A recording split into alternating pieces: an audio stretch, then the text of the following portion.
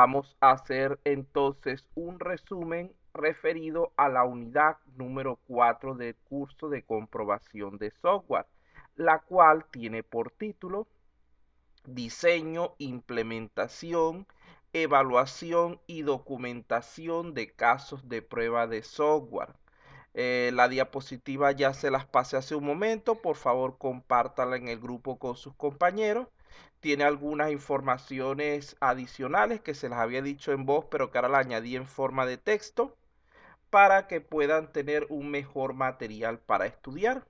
Damos entonces ahora sí inicio a nuestro resumen o repaso del día. En primer lugar, vimos el tema 4.1, denominado diseños de casos de prueba de software. Dentro de este tema, dijimos que las pruebas no son otra cosa, sino evaluaciones del sistema. ¿Para qué? Para tratar de garantizar que se tenga la calidad deseada. Fíjense que estas evaluaciones, dependiendo del entorno donde se realice, pueden ser clasificadas como dinámicas y estáticas. Cuando hablamos de pruebas estáticas, nos referimos mayormente a aquellas enfocadas en lo que es la verificación de la calidad del software a través de su documentación. Cuando hablamos de pruebas de tipo dinámico, estaríamos hablando nuevamente de lo que es la calidad del software, pero esta vez en base al cumplimiento de las especificaciones establecidas para él. Entonces allí tenemos nuestros dos primeros criterios. Como ustedes recordarán, cuando hablamos de una prueba estática, estamos hablando de aquella que se realiza sin que el software tenga que estar en funcionamiento, mientras que la prueba dinámica implica un funcionamiento del software para poder ser realizada.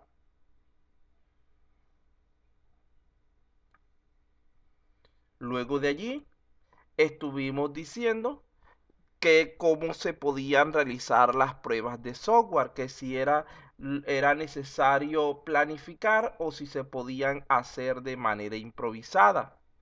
Normalmente cuando hablamos, por ejemplo, de pruebas estáticas, siempre se hacen de manera planificada, siempre se decide primero qué es lo que se va a evaluar, pero muchas veces por error pensamos que las pruebas dinámicas consisten simplemente en ejecutar el sistema y ver qué sucede, cuando esto no es lo correcto.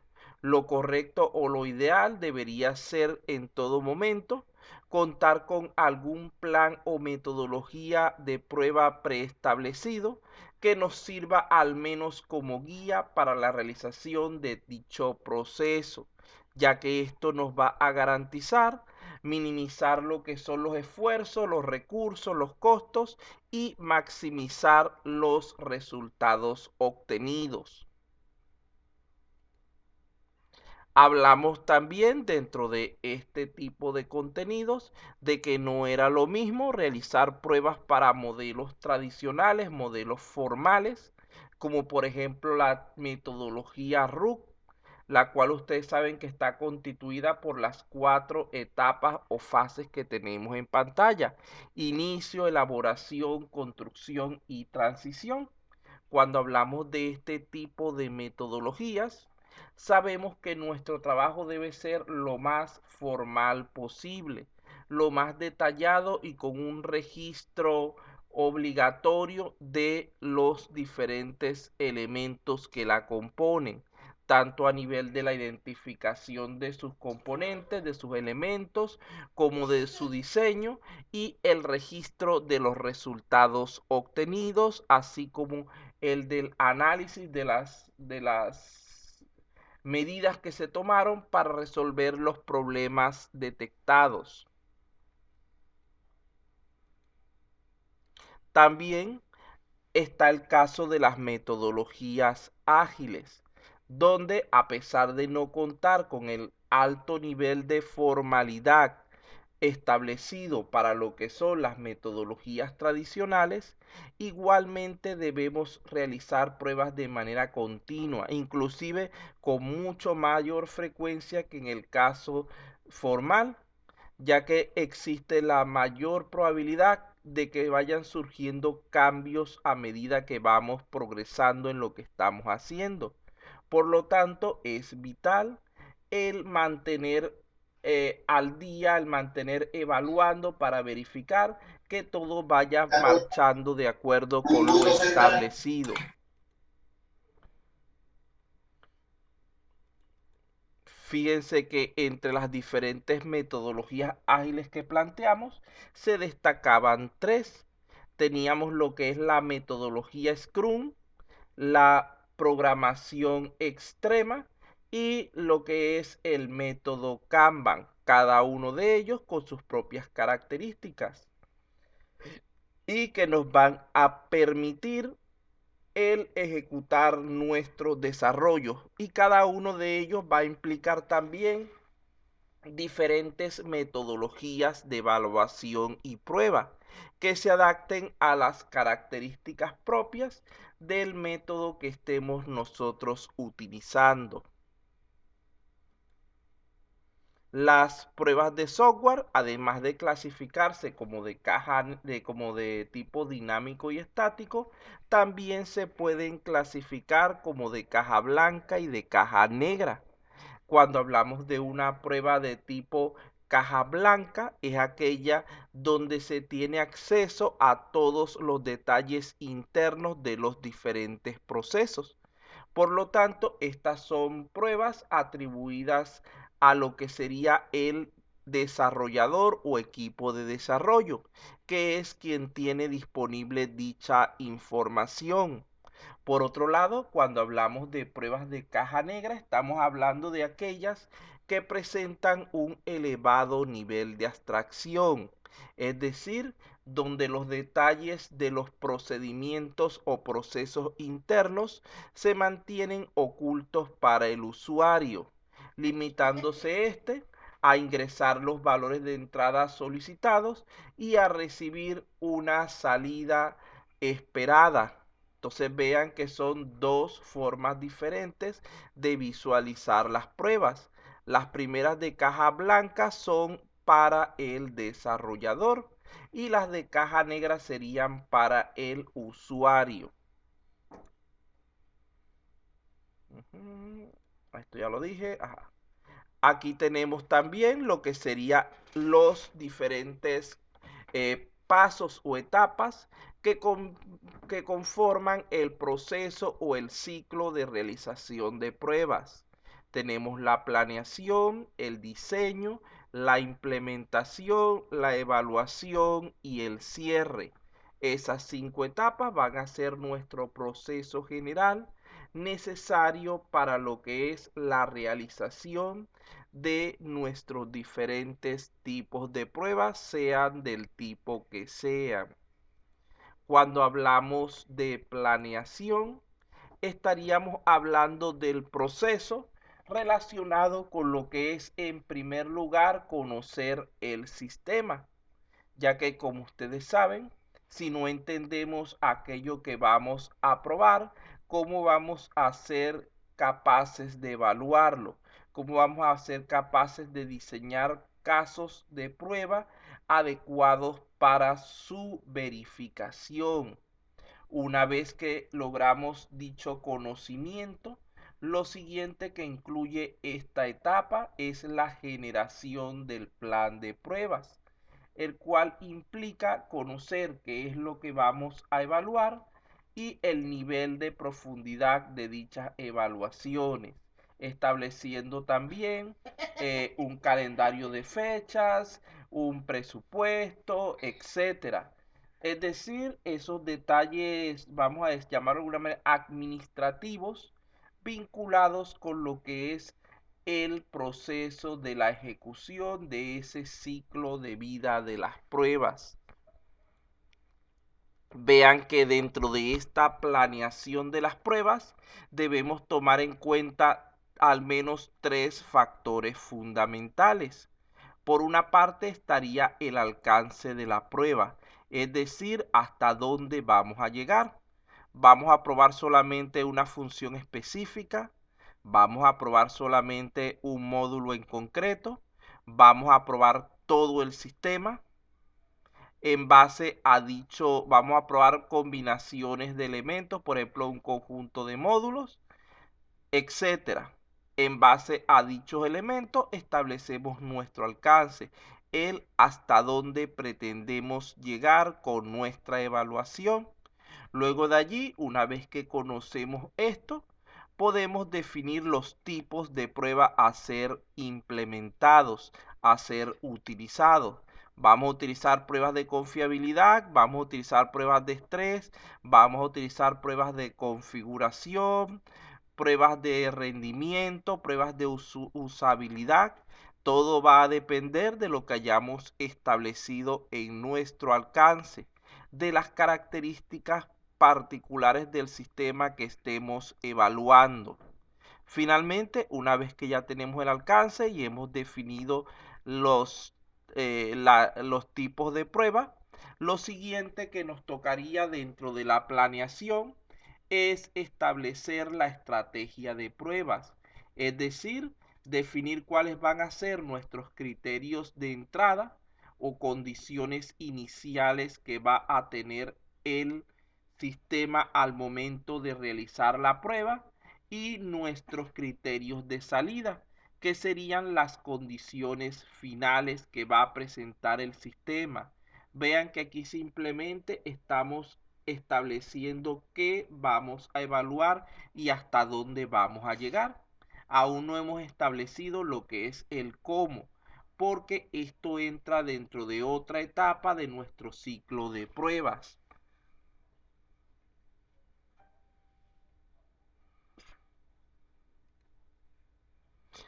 Vean que en este nivel de planeación lo más importante es identificar los requerimientos que debemos nosotros cumplir o evaluar y los riesgos que se pueden presentar para, en base a ello, establecer la prioridad en cuanto a los elementos a probar y los tipos de prueba a realizar, así como la profundidad a la cual pretendemos que llegue nuestra evaluación.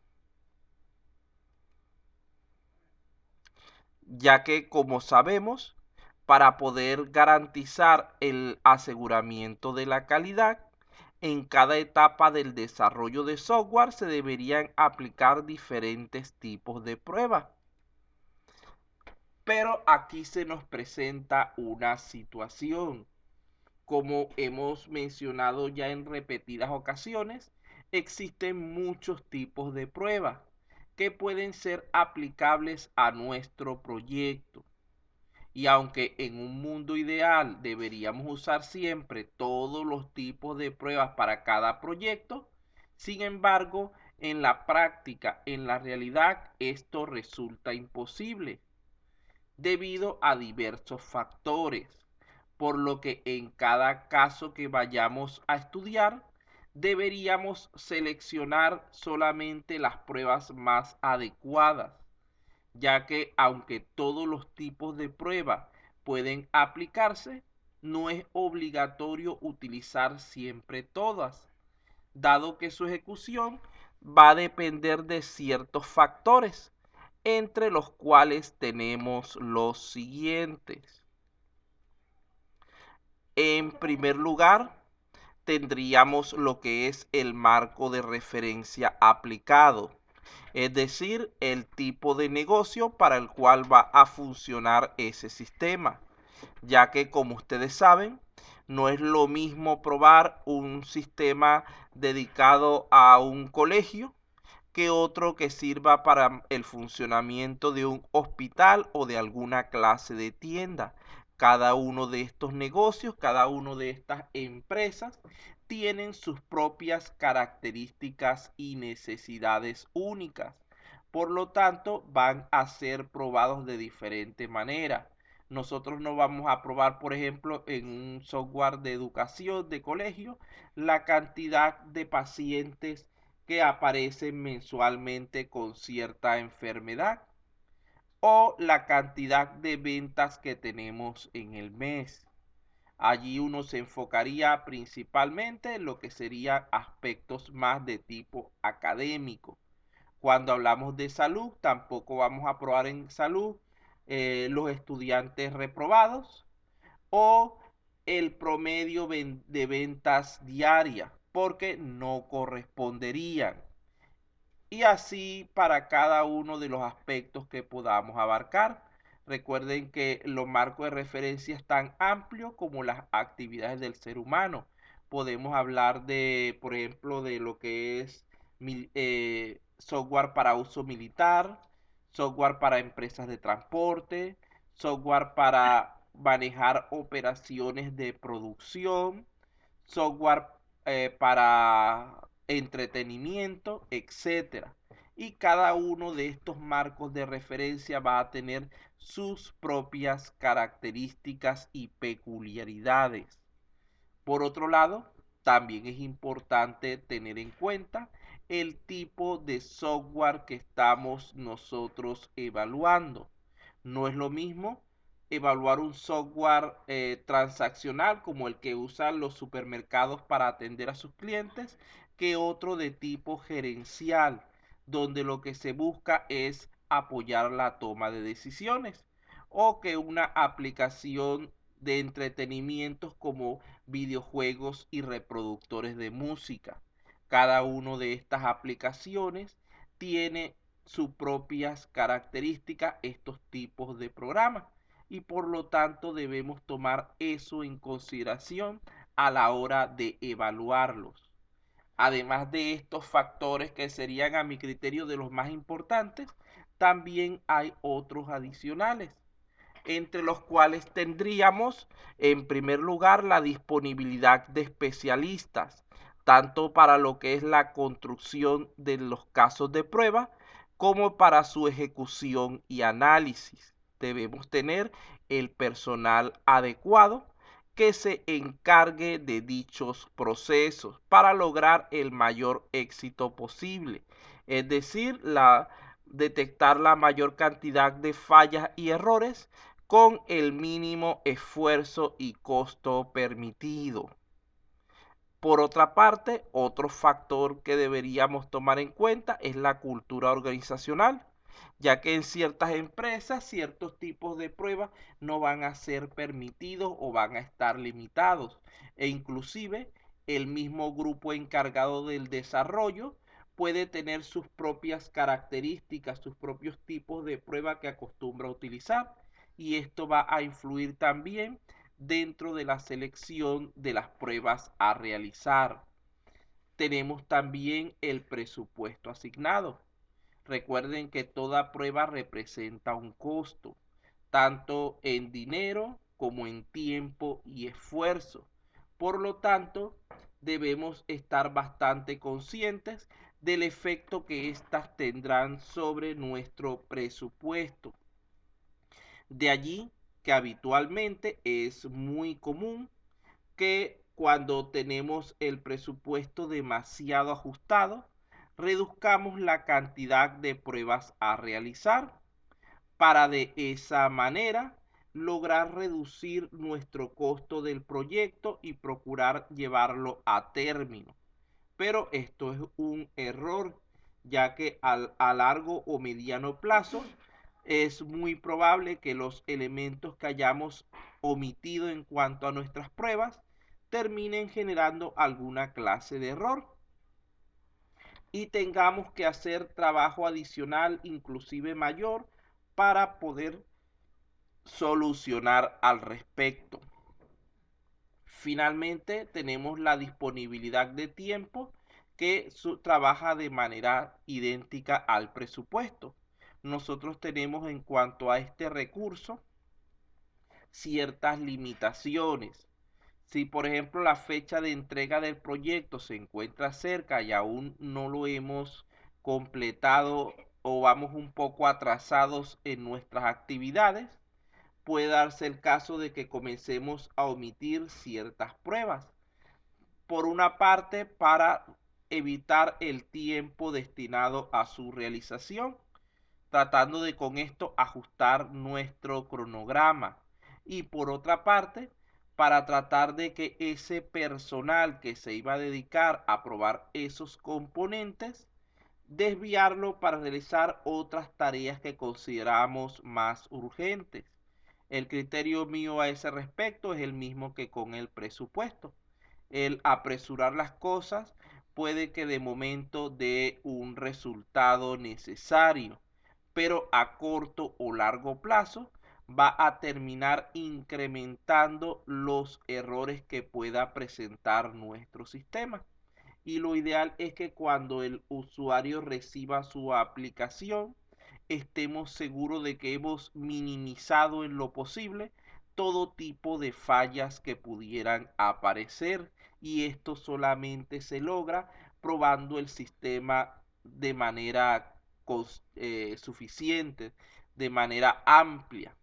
Finalmente, en cuanto a estos factores, nos queda solamente lo que es el ambiente de pruebas. Recuerden que no es lo mismo evaluar un sistema en un entorno de laboratorio, donde las condiciones que podrían afectarlo van a estar controladas, van a estar minimizados estos efectos simplemente para obtener los resultados ideales, los resultados más acordes con lo que estamos estudiando.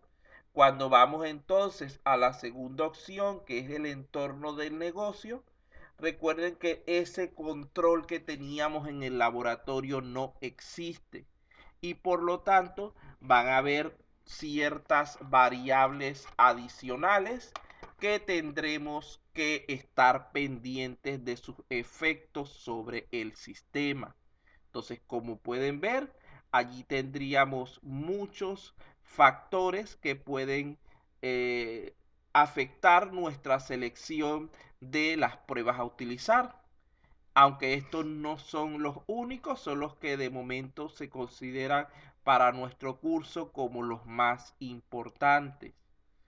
Tal vez ustedes en ciertas situaciones específicas puedan determinar otros factores complementarios que añadir a esta lista, o puedan eliminar algunos que consideren que no son válidos para su caso. Al igual que como pasa con todo proceso dentro de lo que es el desarrollo de software, estos elementos son sumamente adaptables al caso que estemos nosotros planteando. En segundo lugar, ya después de haber salido de lo que es la planeación, estaría el diseño de las pruebas. Vean que en este caso, cuando hablamos del diseño de las pruebas, estamos haciendo referencia a cómo vamos a evaluar ese sistema. Para ello, es necesario analizar cuidadosamente lo que es la documentación y establecer de manera adecuada los parámetros a ser utilizados durante nuestra evaluación.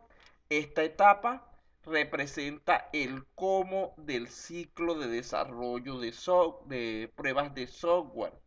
Es decir, aquí es donde definimos realmente las características que va a tener nuestro caso de prueba.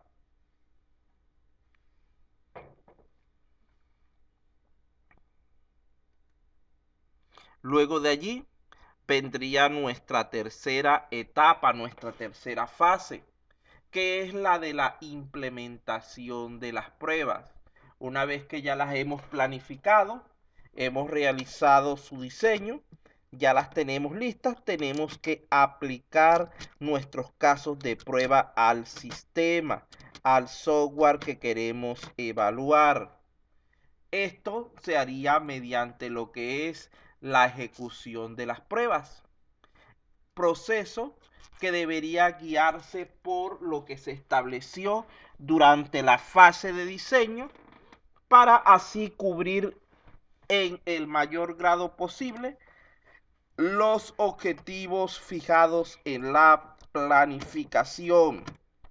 Por otro lado, es necesario que dentro de esta etapa se incluya un proceso adicional, que es el de gestión de las fallas. No es, digamos que lo correcto o no es lo que se debería hacer, simplemente probar el sistema, detectar fallas y dejarlo allí. Lo ideal es que seamos capaces de encontrar la forma de corregir esos problemas que hemos detectado. Luego de que hayamos resuelto dichas situaciones conflictivas, lo siguiente sería hacer pruebas de regresión para así poder garantizar que las reparaciones realizadas, las modificaciones realizadas, no hayan causado efectos secundarios adversos ni a nuestro componente que estamos reparando, ni a elementos relacionados del sistema que pudieran verse afectados. La cuarta etapa sería la de evaluación de los criterios de salida. Nosotros, al inicio de la prueba, se supone que hemos establecido ciertas características que van a definir si la prueba la vamos a considerar como exitosa o no. Estas características o criterios van a depender nuevamente de cada caso en particular que estemos analizando, de los intereses del negocio, del tipo de software, etcétera. Y deberán ser comparadas con ciertas métricas que ya habremos establecido para tal fin.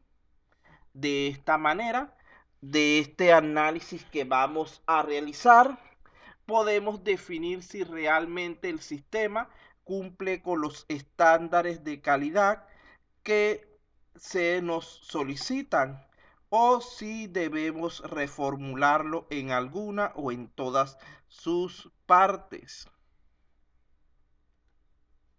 Finalmente, como quinto paso, estaría lo que es el cierre del proceso de prueba.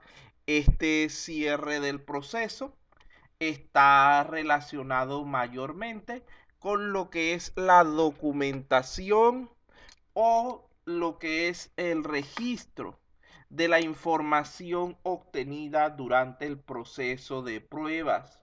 Es decir, aquí debemos tener ese contenido, esa información, tanto para que nos sirva para el proceso que está, el proyecto que estamos realizando, para su mejora, para obtener su calidad, como también para que nos pueda ser de utilidad en proyectos futuros.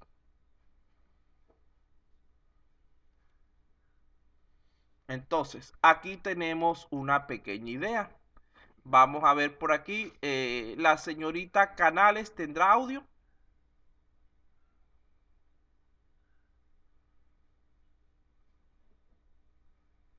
No, creo que me dijo que lo tenía dañado la última vez. ¿Alguien voluntariamente que tenga audio pueda leer esto? Señor Díaz, que siempre creo que tiene audio. Señor Capuñá, ¿hay alguien? Buenas noches. Buenas noches. ¿Por qué las pruebas no son suficientes? Las pruebas solo detectan fallas, no las solucionan. Por lo que, a pesar de que un ejército de personas realicen más y más pruebas, nunca se verá la mejor esperada del sistema. Si el sistema no va acompañada del correspondiente proceso de corrección de los errores detectados, completamente, posteriormente, con la revaluación no solo del componente reparado, sino también de aquellos que por su relación con él pudiesen haber sido afectados de alguna forma por su modificación. Muy bien, muchas gracias, se le agradece el apoyo porque yo sé que es el último día y que tienen flojera, que están agotados por los diferentes exámenes y todo, pero debemos cumplir con lo que es el contenido que estamos nosotros trabajando. Bueno, aquí lo que estamos diciendo simplemente es que solamente probar no es suficiente para mejorar un sistema. Todo proceso de prueba debería estar acompañado con un proceso de corrección de errores, con un proceso de solución de los problemas detectados. Y después de esto, una reevaluación, que serían las que denominamos pruebas de regresión, que nos permita verificar que realmente lo que hemos hecho ha sido correctamente planteado para solucionar los problemas sin generar otros nuevos. Eso es lo que dice allí en pocas palabras. Ya con eso cerramos lo que sería el tema 4.2. Si alguien tiene alguna pregunta al respecto, por favor aproveche en este momento.